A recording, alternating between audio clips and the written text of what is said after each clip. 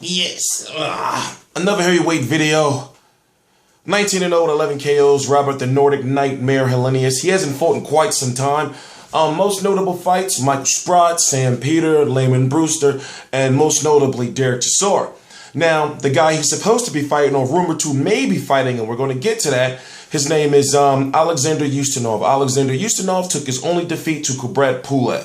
Very good fight. He's about 6'8", 300 pounds. Also, he was sparring with Derek Chisora before Derek Chisora was supposed to take on Tyson Fury in the second bout. When Derek Chisora dropped out of the second Tyson Fury bout because of an injury, Alexander Ustinov stepped in. So the day of the fight, basically, the fight was canceled because Tyson Fury's uncle had got ill. So long story short, basically, Tyson Fury, thought that Ustinov was put in there to try to sabotage him or whatever the case may be. Long story short, he's pretty good.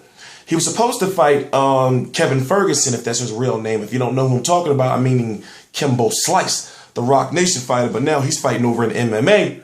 So now you have Robert Helenius, who is in a nasty contract situation with his promotional company, Sauerland Promotions. And let me just read something to you from them. So if you're not familiar with the Robert Helenius situation and his promoter, here is from Sauerland Promotions themselves. The CEO of Sauerland, Chris Meyer, answered the accusations by email. Sauerland has a contract with Robert Helenius for 2 years. Helenius' injuries have extended the contract. So basically, remember at one point in time when we was hearing that Andre Ward went out of his contract a long time ago when the whole Dan Goosen thing started with him and Goosen Promotions thing started with him? Well, now he's a Rock Nation fighter, but before, he was injured for quite some time. And it was found out that if you're a boxer and you're injured, the months you are injured doesn't take away from your contract. It just adds to your contract.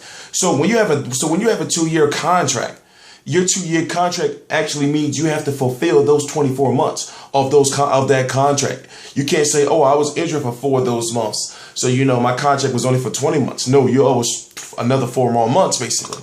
So here's another thing. The fight was supposed to take place in March 2014, but canceled because of recent developments. But the stable is willing to offer Helenius new fights. Now, what I'm understanding is the father and the coach of Robert Helenius is basically saying that this contract was drew up, and my understanding is that Helenius signed it without having his lawyers or anyone look over it, and it was a bad contract to the point where he's being paid pretty much peanuts, and basically blaming the promotional company for not providing proper training and equipment and medical or whatever the case may be for Robert Helenius, which is the reason why he's been injured so much. And he was injured even during the Derek Chisora fight, in a fight he should have lost. Yes, okay, I watched it again this morning. He should have lost. So looking at the nasty situation he's in, it's hard for me to believe that he's actually going to be coming back. Now, who was a Robert Helenius, even though he has 19 wins, and you would say, well, only 11 KOs. Yo, he's good. He's really good, and don't let those 11 KOs fool you. But the thing is, he's got to get back to fighting soon because, like I said in the previous video, you got this big crop of all these new heavyweights.